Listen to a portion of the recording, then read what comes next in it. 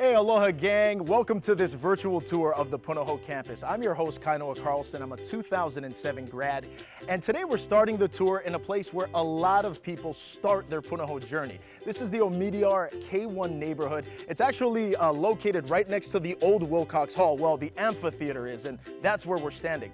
On the very first day of school, President Latham will come here and deliver a message to welcome all the keiki back into school. 300 kids start their journey here. 150 kindergarteners and 150 first graders. And today we are going to check out the campus in a way like you've never seen it before. We've got a 360-degree camera. That's right, you can pinch to zoom in, you can scroll, swipe left, swipe right. You're going to be able to see this place in all kinds of different ways.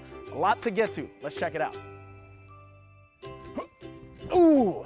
How fun is that? This is the rock over here at the Omidyar K1 neighborhood. Just a very fun way for keiki to spend their time playing. Another cool thing is that every day the students and the teachers come out here and they say an oli. That starts every day to just welcome everyone back into the space. And true to its neighborhood form, every classroom over here has got a lanai and a garden. The garden features things like watermelon, kale, and even celery. So you got some fun and you got some farming.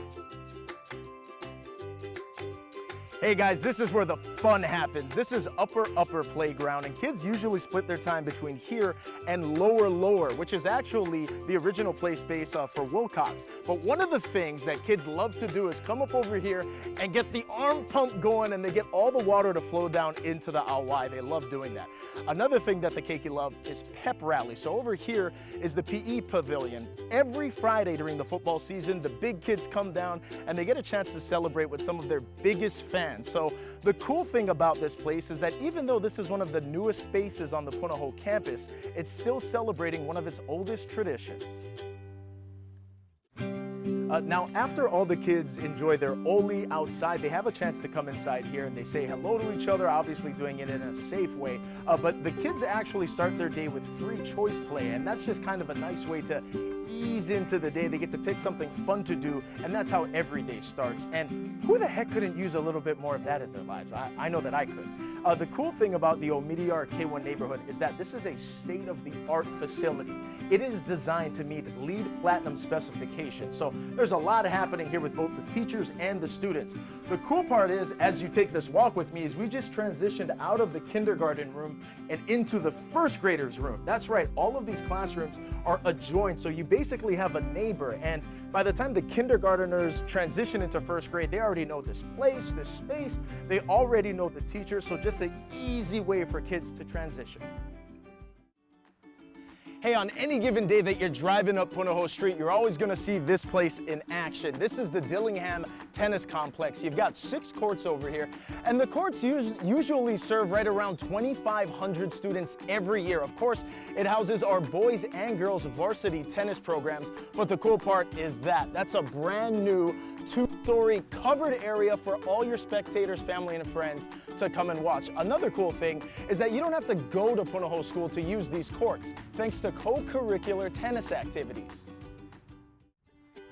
All right, this is one of my favorite places on the Punahou campus. This is Alexander Field, but before I get to it, I want to introduce my good friend. This is Lauren Day, class of 2013. What are your memories like up here? So many memories. Thanks for having me, by the way. Most of mine, though, revolve around PE class. You know, that dreaded mile that we all had to run under the hot sun. Right. You were on the football team, though, so this was your home turf. That's right. This was my home base. So many great memories here. I'm not going to get into all of them, but the 05 Mud Bowl, Punahou won, my favorite football game of all time. This place must look so different from when you were a student. It is. It's so much different. The track looks different. The field looks different. And if it looks different, that's because it is in 2020. The Atherton track was resurfaced. For generations, it has hosted hundreds of athletes. This place is so spectacular, but it's not just a place for the athletes, right? That's right. And what would our teams be without our band members that always come and play those great instruments and cheer us on? Hundreds and hundreds of hours of practice, all right here on this field. We love our marching band. Love them. Not just the marching band. If you look over there at the hill, you would see junior school students, elementary kids, riding down the hill in the cardboard boxes. Cardboard surfing. Such good memories. But also, the Emu Pit is over there as well. Every June, the Emu Gang comes out, cooks hundreds of pounds of ono kalua pig for the alumni luau. Let's explore the Sydney and Minnie Kasasa community, grades 2 through 5. Right now we're inside one of the classroom studios. It is just spectacular. This is home for 2nd, 3rd, 4th, and 5th graders.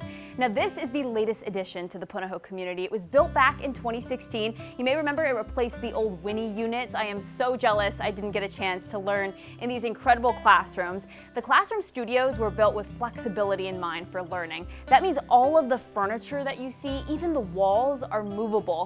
Now every studio has its own personal outside lanai, so I want you to take a look around, scroll on the screen right now, and check out just how beautiful this is for a learning environment. Now the Kasasa community also has a number of wonderful learning amenities, including music studios, art studios, a number of design technology labs, and it even has a library with over 60,000 books. Pretty amazing, right? We are now at Barwick Playground. It has changed a lot since I was a kid, but it is still just as beautiful. If you look off to my right here, you'll see the big banyan tree is still there. You can even see the faded white paint line that marked how high you could climb to. The playground is very different. There's new slides, new playground equipment if you take a look around, but overall the playground itself is the same. It is still a big, beautiful open field, so the possibilities at recess are just endless. If you look off to my right there, you'll see the Junior School Learning Commons. If you keep going, you'll see more Kasasa classroom studios. And then behind me, just up the hill, if you look through those trees, you can see the Flanders Dance Pavilion. Wow, the natural beauty of the Kasasa community just absolutely shines near the lily pond. All of the plants that you see behind me, many of them are native plants, just so spectacular. You can even eat some of them. There are apple bananas, even taro. Up there you'll see the Ka'au Moana Hale, and then right over here is the terrace lo'i, which is actually fed with water from the lily pond, which is so cool. And if you listen for just a second, you even hear that rushing water. It is just beautiful, the perfect place to just sit down and relax. Now, all of this was really built with education in mind. It's a great place to sit and relax, but again, education was the forefront. Students are the ones that take care of this. This isn't just decorative landscaping, this is a sustainable food source. In fact, the 3rd grade students just harvested the taro for their luau at the end of the year. You can see back there are some shovels and a tent set up. They're getting ready for that. And then right over here to my left, you'll see the Scott Playground. That was named after President Jim Scott. He really made all of this possible. He had this vision for this to be a great place for students to come, to learn, to sit and relax. And it's perfect because off to my right is the gorgeous lily pond.